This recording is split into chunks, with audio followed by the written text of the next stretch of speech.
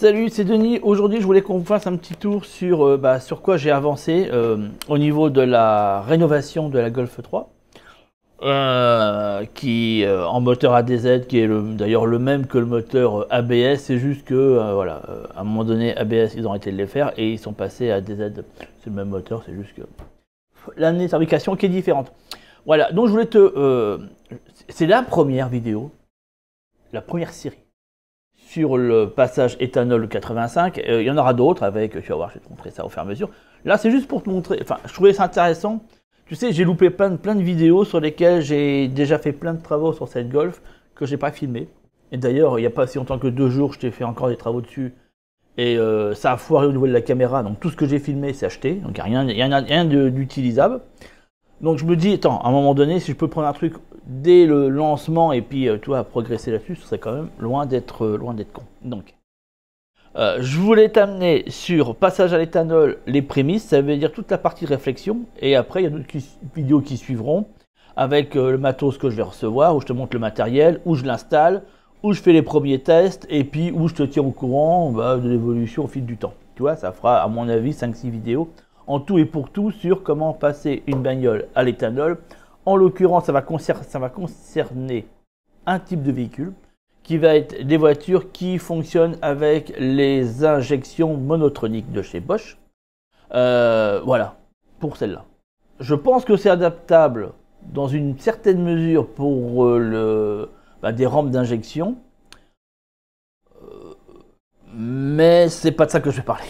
Voilà un petit peu le truc. Alors,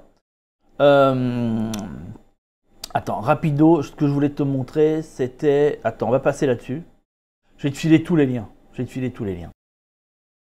te casse pas la tête. Je voulais juste passer rapidement là-dessus. Si tu te demandes c'est quoi un... Ah, il est là. Mono-injection. Tchouk. Bon, c'est ça. Vérifie. Oui, c'est plus ça d'ailleurs. Voilà. C'est quoi un système de mono-injection? En fait, je vais te montrer après les images. C'est un système au démarrage qui a tout ce qui est plus classique. Tu as un réservoir avec de l'essence dedans, tu as une pompe, tu as un filtre à essence. Ça rentre, ça passe par l'injecteur. Le surplus, il est compensé par un régulateur de pression. L'ensemble retourne dans le réservoir si, voilà, à un moment donné, le régulateur estime qu'il faut en renvoyer. Entre-temps, c'est injecté dans la chambre d'injection. Et tu vois, après, c'est le même topo d'habitude, soupape et s'ouvre, elle fait rentrer le carburant, tu as l'étincelle, ça explose, ça ressort en gaz. Bon, après, le truc, il est archi classique. Et en fin de course, tu as la sonde lambda qui est ici, de plus que la sonde température moteur qui peut être avec, bien sûr, tout le circuit d'allumage. On va pas parler de ça. Mais par contre, l'élément qu'on va prendre en considération, ça va être la pompe, dans une certaine mesure, le filtre. L'injecteur, les bougies, et bien sûr la sonde lambda, c'est elle qui va nous dire, si tu veux, sur ce type de motorisation, c'est la sonde lambda qui va me dire si je suis dans le bon ou si ça pue du cul, tu vois, un petit peu le machin, voilà, c'est essentiellement ça. Ensuite, tu as plein de petits bidouillons de machin, tu as le régulateur du ralenti, tu as le système de potentiomètre de papillon là-dessus qui est cranté. Tout ça est géré directement par le calculateur. Voilà, y compris l'injection elle-même qui est aussi gérée par le régulateur, par le calculateur, ainsi que la température au sein même de l'injecteur qui est aussi gérée par le calculateur. Donc toi, c'est un système très simple, il y a un seul injecteur qui envoie dans les 4 pistons du carburant. Voilà, c'est vraiment le principe, il est là. On n'est plus du tout là-dedans aujourd'hui. Mais sur cette bagnole, la 1,8 litre, c'est ça qui est monté dessus. Et c'est un Bosch. J'ai la référence, j'ai tout, je vais te montrer juste les pièces, comme ça tu vois à quoi elles correspondent. Alors, ça va passer vite à l'écran, ferme les yeux parce que ça peut-être un peu trop vite. T'en fais voir, j'essaie de choper le machin, on s'en fout, c'est pour ça. Ça, on s'en fout, mais alors puissance 25 millions. Non, mais c'est pas ça du tout. On va tomber dessus, tu vas voir. Ça va vite, mais c'est là. Fais voir, oui c'est là, voilà. Voilà l'injecteur. Alors là, il est mis en plusieurs morceaux, d'accord. Partie du haut, bon, tu as un couvercle en plastoche qui vient dessus, hein, d'accord. Régulateur de pression, il est à l'intérieur de l'injecteur, il est là, d'accord, avec la petite membrane et le petit ressort qui va avec. L'injecteur, il vient en prendre en position là-dedans, ici même. Bien sûr, tu as l'arrivée et la sortie de carburant qui se situe ici. D'accord, tu as un câble avec les deux. La partie du bas, elle est ici, celle que tu vois là, avec régulation du papillon qui vient se fourrer juste en dessous de la partie supérieure. L'injecteur, il est, t'as vu un peu, putain, tu te dis, ah ouais, d'accord. Et ouais, j'ai été surpris aussi. Ça ressemble à ça. Ça, c'est le machin pour le ralenti. Ça, c'est le joint qui va entre cette partie-là et cette partie-là. Sachant que ce qui va entre la partie du haut, qui est un capot en plastique, et cette partie-là, c'est un petit joint rond un peu épais. Voilà. Et puis alors après, tu as cette partie qui vient se fourrer directement au-dessus et qui intègre à la fois l'alimentation de l'injecteur et aussi le capteur de température d'air qui se trouve juste là. C'est ce petit merdier qui est ici. Voilà, 4 câbles, 2 plus 2 moins. Voilà, rien de... Je dis franchement, c'est tout con. D'accord? Et puis ma foi, on a fait le tour. Juste un truc supplémentaire, c'est que ici, on ne le voit pas, il est sur le côté là. Tu as le potentiomètre de papillon qui est géré par le calculateur, qui lui peut se changer aussi dans le cas échéant. D'accord? C'est une pièce aussi supplémentaire qui peut se changer. Voilà. Le reste de la machinerie, ça veut dire régulation du ralenti et régulation de la richesse ne sont pas réglables. Et elles sont déjà gérées par le calculateur. Et le ralenti n'est pas réglable puisqu'il est déjà, comment te dire, pré-réglé d'usine et il est clairement pas conseillé de commencer à tripoter à ce moment-là. Sous peine de, voilà. Donc concrètement, quand le ralenti déconne, ce qu'il faut, c'est changer cette pièce. Tu peux éventuellement, si voilà, attends, mais franchement, tu fais pas chier, au prix de la pièce, ça vaut vraiment pas la peine de s'en kikiner. Je fais une petite pause, je reprends tout de suite. Reprise. Donc voilà, ça c'était pour la petite présentation. Je ne vais pas m'étendre dessus pendant 10 000 ans sur le fonctionnement réel, l'injection d'un machin, Tu as déjà plein de vidéos sur YouTube qui existent sur ce principe-là et qui t'expliqueront bien mieux que je ne le ferai, de toute façon, le processus de fonctionnement. Ce que j'ai expliqué, en gros, ça te donne voilà, la bonne base. J'utiliserai pour tout mon exposé des conseils et des éléments qui ont été émis sur la chaîne YouTube de Jeep Garage, de la chaîne YouTube, et je remercie d'ailleurs Coupable pour les renseignements qu'il m'a transmis. Il m'a aidé dans cette réflexion, donc déjà je tiens à le remercier au préalable. Coupable de tout, qui a fait pas mal de vidéos essentiellement sur les VR6, mais malgré tout il y a des éléments qui peuvent être totalement vous intéresser, et bien entendu les membres de ce groupe Facebook Golf 1, 2, 3, 4, 5 voilà, et qui dedans j'expose souvent mes résultats, mes réflexions et aussi mes questions, bien entendu. Ça c'était pour, voilà, pour vous donner le contexte de tout ce que vous allez voir et de d'où je sors un petit peu tout ça. Après c'est des recherches sur internet diverses et variées, des croisements d'informations pour en arriver à ce que je vais te présenter. Passage à l'éthanol. Ah oui, attends, parce qu'il faut quand même que je te dise aussi le truc. Pour avoir ces informations-là, alors actuellement, comment te faire le bazar? Je vais te le marquer. Vague. Comme, ça veut dire que déjà il te faut la valise de diagnostic du Groovewagen VAG, qui va te permettre, c'est un espèce de truc qui se branche sur l'OBD de la bagnole, et puis ça t'envoie sur l'ordinateur les informations, et tu as tout un logiciel. Ça te permet de pouvoir voir les valeurs lambda. Je pense, j'ai pas vérifié, donc il faut aller voir ça. Je pense qu'il y a d'autres systèmes qui se branchent sur l'OBD qui peuvent te donner... Bon, le principe, c'est que tu puisses récupérer les valeurs lambda, que tu saches concrètement quand le moteur il tourne, quand tu accélères, quand tu diminues, quand tu passes les rapports, quelle valeur lambda tu as. Voilà, tu vois. Moi j'ai ça, j'ai la valise vague, mais si tu ne l'as pas, peut-être que des petits machins à 20-30 balles, parce que moi la valise vague elle coûte quand même une blinde. Hein. Alors peut-être qu'il y a des petits trucs à 20-30 balles qui te lisent, qui te donnent un rapport de la valeur lambda. Je sais pas, j'en sais rien du tout. Je vais pas chercher, donc ça sera à savoir. La valeur lambda est comprise entre 0,97 et 1,2. Dès que tu es rendu à 3, 1,03, 1,04, tu peux être certain que tu as un putain de problème. Et que là, tu es en train de... Voilà, tu te feras de toute façon très car, comme dirait les machins, au contrôle technique, et puis sinon, ça va pas. Donc, le principe, il est d'avoir un rapport, la valeur lambda, c'est un rapport entre l'oxygène, l'air qui rentre, et le carburant. Et l'idée, c'est d'avoir quelque chose d'équilibré, c'est-à-dire pas trop de carburant avec une valeur trop basse, et là tu aurais un mélange qui serait trop riche, ou le contraire, trop d'air et pas assez de carburant, et là tu auras une valeur trop pauvre.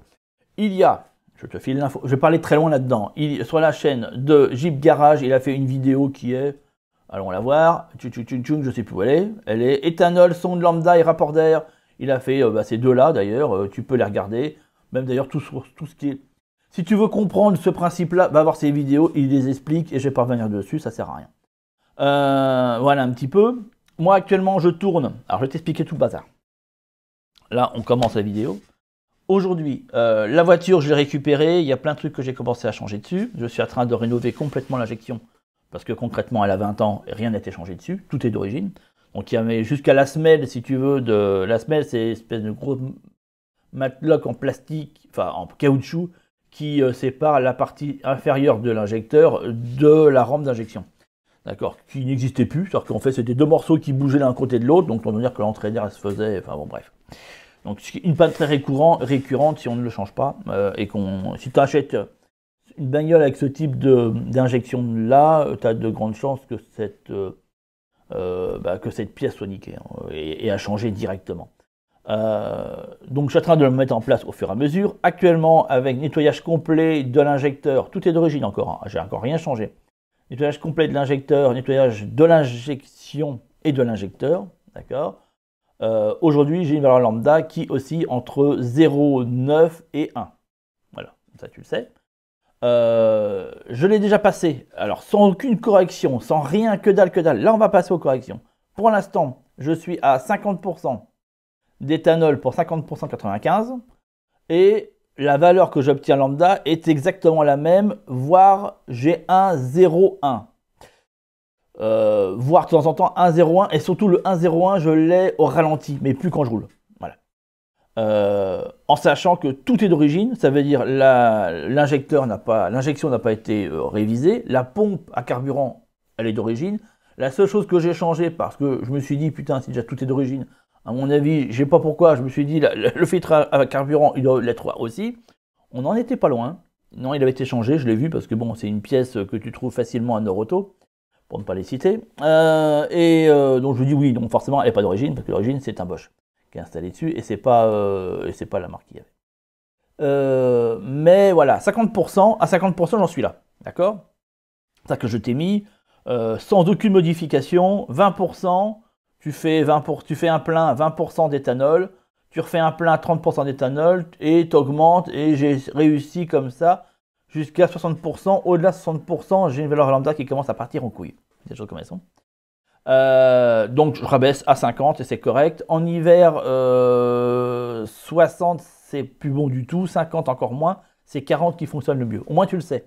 À 40 tu démarres correct, à 50, 60 tu démarres plus. Enfin, c'est long à démarrer et donc laisse tomber. Voilà, ça c'est le truc. Moi, ce que je veux, c'est passer à 100%. Donc, je vais t'expliquer tout le système que j'ai réussi à avoir en croisant ce que je t'ai expliqué. Jeep, coupable et compagnie. Déjà, toute première chose, ce qui est indispensable, c'est que ton système d'injection soit parfaitement révisé. Avec des joints nickel, d'accord, qui tiennent, qui sont là, qui sont neufs. L'ensemble des joints, même les intermédiaires, parce que tu peux avoir des entrées d'air avec des joints qui se sont durcis avec le temps. Et moi, c'était le cas, donc j'ai changé ces deux joints-là. Donc, à mon sens, les joints neufs, l'injecteur, s'il est pas récent, s'il date de, ce qui est le cas à mon avis de celui que j'ai, il doit être d'origine. Donc c'est pareil, on essaie de le changer. Et le reste, ça va être la modif. D'accord? On part de ça. Et les durées d'essence, je les ai notées après. À mon sens, elles sont d'origine, c'est pareil. Moi, je préfère quand même aussi les changer et de repartir sur du neuf. En tout cas, la partie qui arrive au niveau du moteur, qui sort et qui rentre dans l'injecteur, voilà, et qui repart.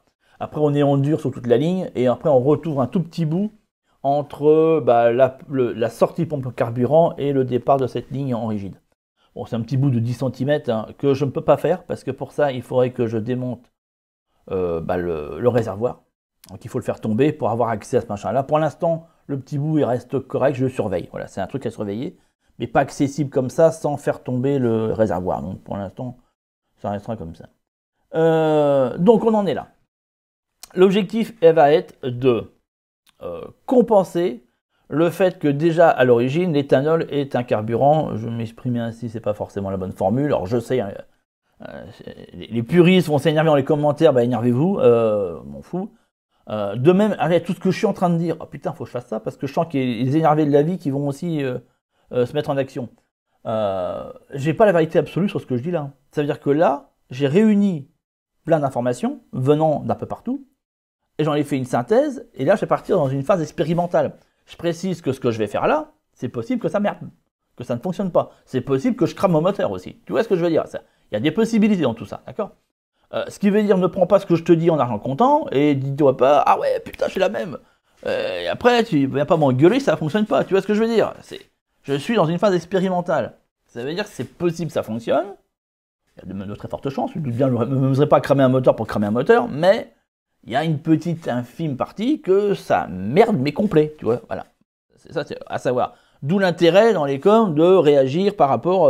Alors, c'est pas le fait de dire n'importe quoi, c'est de la merde. C'est un commentaire comme ça, tu te le prends, tu te le carres, et puis tu pars avec, hein, d'accord, j'en ai rien à péter. Moi, ce qui m'intéresse, c'est un commentaire qui, argumente, tu comprends ce que je veux dire. Alors, je peux dire des conneries, éventuellement. Le tout, c'est d'argumenter, de dire, bah ouais, mais là, tu te plantes par rapport à ça, et c'est plutôt, voilà, de voir quelque chose ainsi. Bref. Parenthèse finie. On en passe à mon système. Pour arriver en sachant que,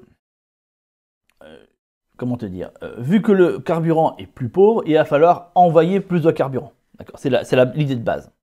Je pars sur un principe en ayant croisé plein d'informations. Je te dis, et en plus, même des informations d'installateurs professionnels, donc de gens qui font l'installation des modifications, des gens qui font de la cartographie, donc qui modifient aussi les cartos sur des véhicules qui sont pas ça, qui sont voilà, des motifs un peu plus récents, qui datent des voilà. Moi, je parle essentiellement des véhicules des années 90, d'accord. Je pars de l'idée que j'ai 50% de pression, je dois arriver à 50% de pression en plus pour pouvoir compenser ce carburant, d'accord, qui est différent du 95, ce qui me donnerait 30% de carburant en plus par rapport à ce que je consomme aujourd'hui. D'accord, voilà. Je sais pas si tu piges bien le bazar. Donc, partant de cette donnée-là, pour que ça puisse fonctionner, tu comprends, et que ça puisse démarrer à 100% en hiver, en été, au printemps, quand il gèle, quand il pleut, et quand les vaches, elles sont au pré. 50% de pression en plus. D'accord, au niveau du machin. Derrière, ça veut dire que la pompe doit envoyer 50%, que le régulateur doit pouvoir réguler ces 50%, mais que derrière aussi, l'injecteur puisse supporter ces 50% et réellement m'envoyer cette augmentation de pression. Tu vois un peu, hein, c'est l'ensemble de la ligne. C'est pas se dire, je mets une pompe à carburant qui m'envoie 50% en plus, et puis derrière, je garde tout d'origine, ou je change rien, et puis, bah non, à un moment donné, tu peux pousser comme un dingue, si derrière, le trou est trop petit, je fais pas de dessin, ça rentrera pas. Et pas d'illusion salace, hein, s'il te plaît. Alors, je me base sur ça, qui est un tableau de valeur d'injection. Il n'y a pas mon injecteur dedans, mais il y a des valeurs qui se rapprochent. Donc, voilà, j'ai trouvé sur un site russe un mec qui a mis cet élément-là. Je ne sais pas qu'est-ce que ça vaut, parce que chez Bosch, j'ai trouvé aucune donnée technique de l'injecteur. L'injecteur en question, c'est ce modèle-là, le 280-150-651. La valeur ohmmétrique que je tiens directement de ce bouquin, oui, non, parce que j'en parle des trucs du fond de ma culotte, hein, bon. Sont 1,2 à 1,6 ohms en fonctionnement autour de 20 degrés. C'est précis.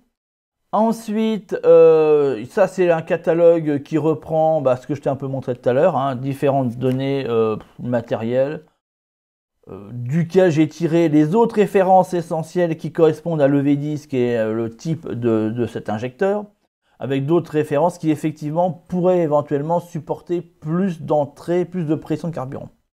Néanmoins, ce carburant, je n'ai pas la capacité, je ne la connais pas, pour l'instant j'ai eu aucune information technique sur le sujet. Par contre, j'ai sa résistance qui est entre 15,9 et alors que là j'ai 1,2, on est d'accord que je n'ai pas compris cette valeur, mais du tout. J'ai eu cette information dans un autre site, je ne sais même pas qu'est-ce que ça vaut, j'ai 3 barres, sous 3 barres, j'ai 16 ohms, qui est encore très loin de la valeur qui m'est transmise par le RTA. Donc, si tu veux, là j'ai une nébuleuse. Dans l'injecteur, pour l'instant, au jour d'aujourd'hui, j'ai une nébuleuse, j'en sais foutre rien. Je présuppose, si je tiens compte de toutes les données qui ont été faites là, celle qui m'intéresse la plus, c'est celle-ci. Ça veut dire qu'il supporte une pression maximum de 8 bars. Tu ne peux pas l'envoyer plus.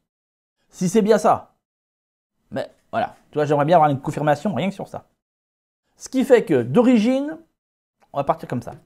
On va partir du pompa, magnifique. Elle pompa. On va partir du réservoir, d'accord? J'ai foutu l'éthanol dedans. Actuellement, la pompe qui est installée sur la Golf 3, c'est une pompe à carburant qui a une pression de 1,2 bar, d'accord? C'est la pompe d'origine. Là, je la change, je prends celle de la Golf GTI qui, elle, envoie à 3 bars. C'est la même. Il n'y a aucune différence. Les branchements, rien. Il n'y a rien. C'est la même. Sauf que 1 par 2, elle fait 3 bars. Là, on est d'accord que j'ai... Bon, j'ai plus que doublé. J'ai triplé, là, on est d'accord. Mais au moins, j'ai de la réserve. D'accord? J'ai un peu de réserve. J'ai 3 bars. De toute façon, dans ces modèles-là, j'ai 1 bar 2 ou 3. Je n'aurai pas d'autre choix entre les deux. Il me semble pas... Alors, encore à voir, j'ai pas trouvé de pompe dans le même système avec, sans modifier les changements, les branchements qui m'amèneraient à 2 bars. J'ai pas trouvé. Donc, voilà. Et puis, j'ai compris que ceux qui font ce type de modif utilisent cette pompe-là généralement en croisant différentes informations dont les personnes eux-mêmes ne se connaissent pas, d'accord, utilisent généralement la pompe à carburant de la Golf GTI en 3 bars. Donc, je l'ai commandé. Hein, d'ailleurs, tiens, j'ai pris la clé, tu vois, pour démonter la... parce que je t'expliquerai pourquoi j'ai pris cet outil-là, pour pouvoir la démonter, la changer. Première chose. Deuxième chose, on va passer au... il va falloir que je change le régulateur. Le régulateur, je te l'ai montré tout à l'heure, on était ici, on était où d'ailleurs, je sais plus, où on était là, ouais voilà, je te l'ai montré, le régulateur il est incorporé dans l'injection. Là, vu qu'il est à 1 bar 2, on est d'accord qu'il y a un problème, c'est-à-dire que j'envoie 3 bars et derrière il peut envoyer que 1 bar 2, donc ça va pas, il faut que je puisse changer ça. Vu que ça c'est monté d'origine, il n'y a pas de possibilité d'avoir des pièces, parce que là c'est clairement marqué. Hein. Voilà, le régulateur de pression ne peut pas être remplacé séparément, donc c'est le bloc complet, et de toute façon, il n'y a pas pour ce modèle-là de régulateurs qui vont au-delà d'un bar 2. Donc, ça veut dire que ça, dedans, tu ouvres et tu vires la membrane, tu vires bref, tu vires ce qui est dedans, tu as une membrane et un ressort, tu refermes le tout. Et on passe par un régulateur externe. D'accord. En l'occurrence, le régulateur que j'ai utilisé, c'est un Citec. Alors, je fais aucun placement de produit, j'en sais rien, je m'en bats les couilles, d'accord. Donc, tu peux prendre autre chose si tu veux. Moi, je trouve que le Citec, il est pas mal. J'ai eu mon retour. Et puis que toutes les daubes qui sont sur Amazon à 20 balles, ça vaut rien. Ça pète au bout d'un an. Je vais pas me faire chier. Si tu veux à mettre 20 balles, 20 balles, 20 balles, hein, ça coûte en moyenne 100 balles celui-là. Et bah vas-y, hein, comme dirait machin, on fonce là-dedans. D'origine, le régulateur que je t'ai montré, hein, celui qui est ici, hein, tac, là, il émet, c'est ici, il émet entre 0,8 et 1 bar 2. Sachant que je vais l'envoyer 3 bars dans la gueule. Je vais utiliser un des modèles Citec qui, lui, peut aller jusqu'à 5 ou 6 bars selon les modèles. Donc, on rentre nickel dedans. En plus, c'est réglable. D'accord? Donc, si je te mets... attends, j'essaie de tout trouver le machin. Ah bon, du coup, là, je fais un placement de produit à la con, je te jure. Bon, bref. Non, mais c'est un site que j'ai pris au hasard. On s'en fout. D'accord? Aucun, rien. Vraiment au hasard, bing, tap Citec, je tombe sur ça. Voilà, hein, mais... 1,5, tu as 1,6 aussi, de 1,5 à 1,6. Moi, je crois que c'est celui-ci que je vais prendre. Celui qui correspondrait le mieux à la bagnole. Voilà, tu vois un peu. Et là, tu as un petit potentiomètre, hein, si je te mets le machin, juste ici, où tu peux régler la pression, tu peux l'affiner. Après, derrière, il faut un manomètre de pression. Hein. Bah, ouais, faut que tu aies un manomètre pour pouvoir gérer la pression, savoir combien t'envoies. Et il n'est pas mis avec le manomètre, mais je m'en fous, moi j'ai une valise, il faut prendre la valise manomètre de pression, voilà, qu'ils ont à part, et puis c'est tout. Je sais pas, si je te montre une valise de manomètre de pression carburant, tu tapes ça, tu vas vite trouver des trucs, ça coûte 20 balles la boîte, enfin, c'est une connerie, je sais même pas d'ailleurs si je... Attends, je fais comme je te le cherche, jusqu'au bout, attends, allez. Oh putain, l'autre il nous déguise des placements de produits. Non, mais attends, c'est juste pour te montrer le merdier, tiens, voilà. Tu vois, c'est ça, voilà, c'est un machin comme ça. Et dessus, ce que j'utilise, c'est le truc qui est sur le côté, là, ça fait un T. Enfin, bon, voilà. C'est ça que je branche entre les deux, pour pouvoir régler la pression, sinon tu pars dans le vide, hein, d'accord? Bon, donc le machin, tu vois, il est là, et là, c'est la dépression qui se met ici, c'est câble de dépression que tu peux laisser dans la bagnole ou rebrancher. De toute façon, il en faut un, parce qu'il faut bien qu'il y ait de l'air qui rentre et qui resserre. Bon, alors, et puis ta entrée-sortie, c'est juste une dérivation à faire. De toute façon, je te le montrerai, je l'installerai. Donc, au moment où je l'installerai, je te montrerai le merdier. Bon, franchement, c'est enfantin à faire. Donc, voilà. Donc du coup, là, je ferai un réglage avec ça à 3 bars. D'accord? Tu donneras un équivalent, donc j'aurai pompe à carburant 3 bars, régulateur 3 bars, et j'envoie dans l'injecteur, ben j'envoie 3 bars. Voilà. Et là, pour moi, l'inconnu, elle est ici pour l'instant. Est-ce que l'injecteur est en capacité de gérer les 3 bars? Si c'est le cas, ça va. L'idée, vu qu'elle est doublée, on était à 1 bar 2, t'imagines que si je double, je dois passer à 2 bar 4. Ce serait l'idéal. Et donc du coup, bah, c'est cool, ça tombe bien parce que comme ça, le régulateur, je peux le régler. Logiquement, je peux essayer de le régler à 2 bar 5. Ce qui fait que le surplus, logiquement, il est censé le renvoyer. Et c'est censé se maintenir à 2 bar 5 au niveau de l'injecteur. Logiquement, j'espère que cet injecteur supporterait les 2 bar 5. Et donc du coup, envoierait l'ensemble de ce que j'ai besoin. Mais encore une fois, je te dis vraiment, sur ce truc de l'injecteur, c'est ma grande inconnue. Et c'est tout. Sachant que, je reviens là-dessus, la norme que l'on me donne par rapport à ceux qui utilisent ce système-là, elle est autour de 4 bar 5. C'est ça qui est bon. Donc ils mettent une régulation à 4,5. Bon, là, on est au-dessus des 50%, là, clairement. Donc, fondamentalement, dans un premier temps, je vais essayer à 2 bar 5, d'accord? Et puis, si je vois que ça merdouille, bah, je monterai un peu plus jusqu'à arriver, si tu veux, à optimiser le machin. De même, qu'il y a une avance d'allumage qui est faisable autour de 4 à 8 degrés pour améliorer le comportement de la voiture et son rendement. Dans ce que j'ai compris, et c'est ce que m'a expliqué Coupable, c'est pas forcément un truc obligatoire. C'est pas ça, si on le fait pas, c'est vraiment pour améliorer le rendement. Si tu le fais pas, c'est pas ça qui va, si tu veux,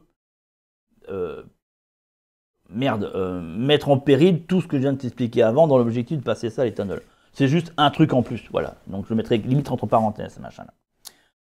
De toute façon, dès que tu passes à l'éthanol avec ton filtre à essence, sache que change-le direct et t'en reprends 2. En fait, t'en prends un que tu changes et le deuxième tu mets de côté, puisque au bout de 2 pleins, tu revires et tu rechanges. Voilà.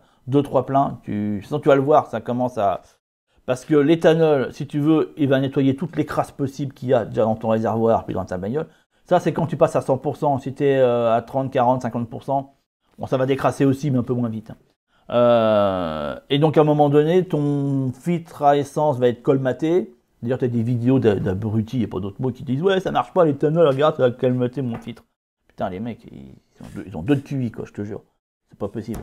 Bah oui, forcément, ça colmate, ça nettoie, ça enfin, bref, quoi, ça enlève la merde, donc c'est logique. Voilà. Bon. Donc, il faut juste prévoir des filtres en conséquence, de manière à ce que tout soit tout propre.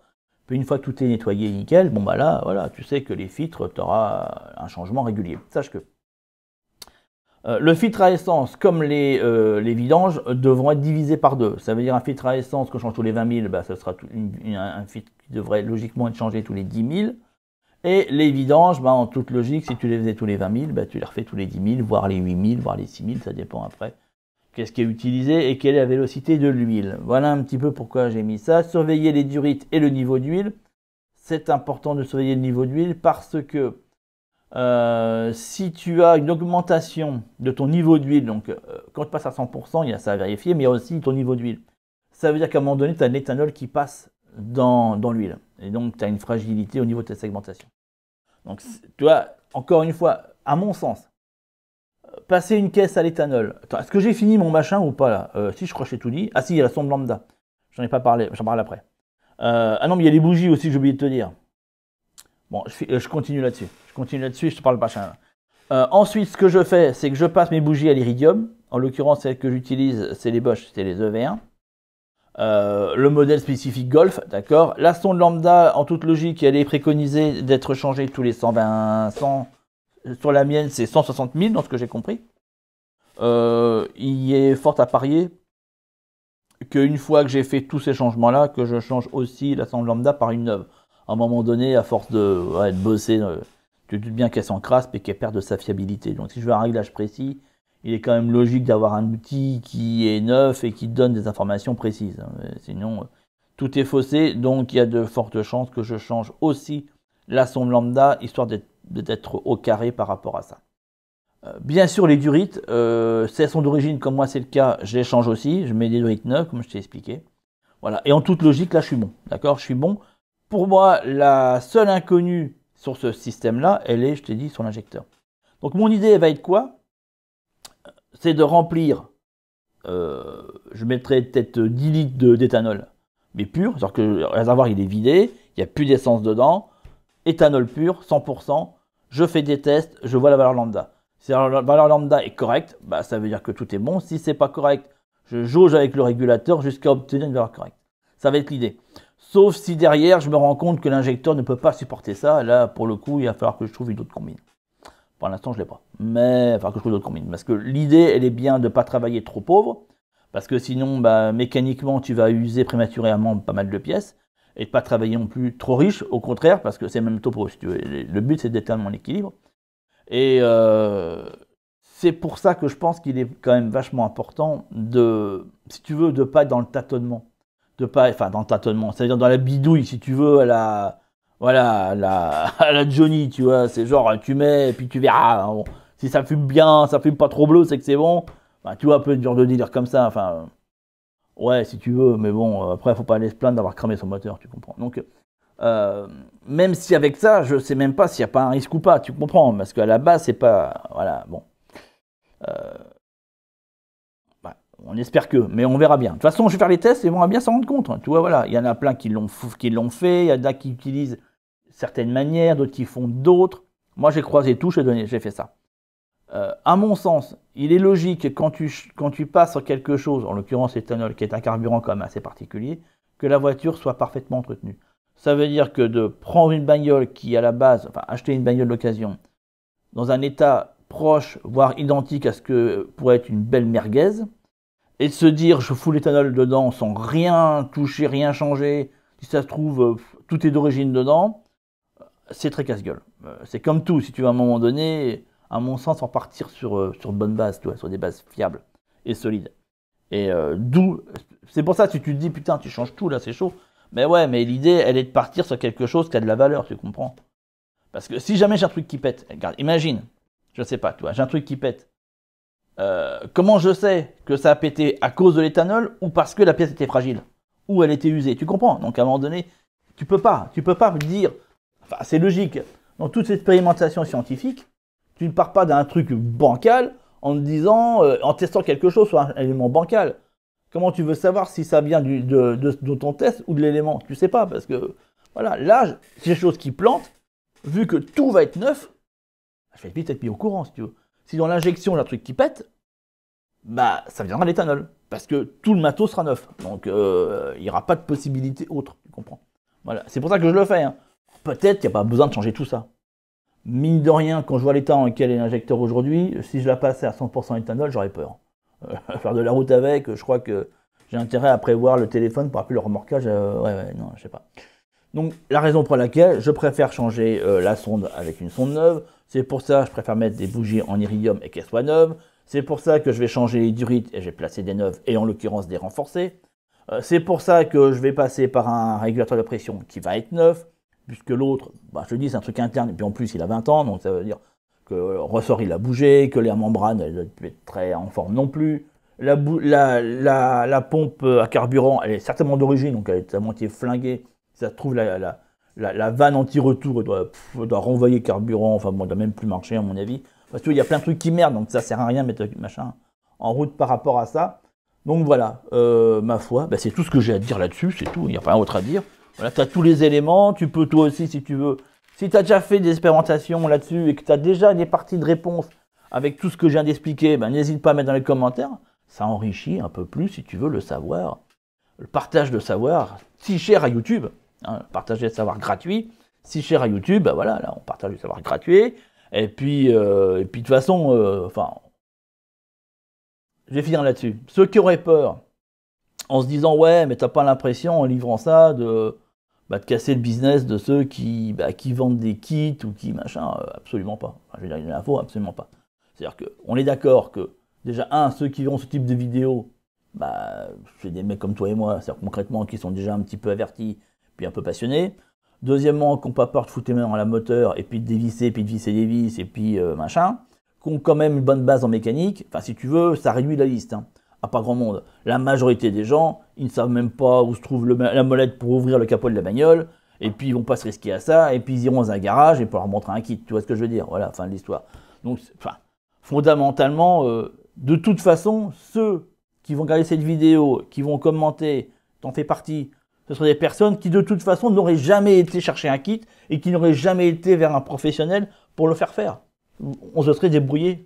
Donc voilà, enfin, si tu veux, est-ce que tu fais du tort à un professionnel? Ben non, parce que de toute façon, personne n'aurait jamais été dans tout ce truc-là, tu vois. Et puis les autres, ils vont peut-être la regarder, ils se diront, ah ouais, c'est sympa, ah ouais, c'est la bonne idée, mais bon, moi je touche pas à ça, hein, je vais le faire faire. Ben tant mieux. Enfin, au contraire, je vais te dire, tu vois, enfin voilà, c'est juste pour expliquer que non, en fait, il n'y a pas de, à mon sens, il n'y a pas de tort à un professionnel, parce que voilà, les personnes qui ont besoin d'un professionnel, de toute façon, iront le voir quoi qu'il arrive, même s'ils ont vu comment faire, même s'ils voient les tutos comment faire, tu vois, à un moment donné.